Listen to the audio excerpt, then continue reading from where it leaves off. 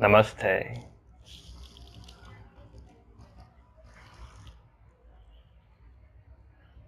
My name is Murtaza and I welcome you all on behalf of GBH Yoga. Respect is an art. It's the creativity inside your character to give something to the world, to give something back to the world.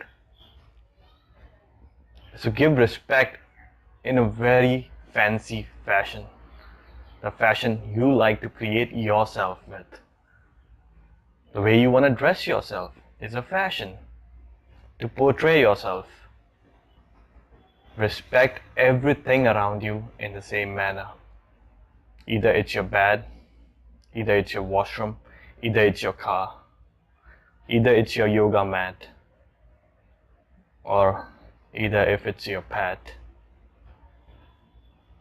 or if someone is working under you, or your colleagues, or your boss, and to the Creator. So respect everything, the gift that you have, the gift of life. Respect. Thank you.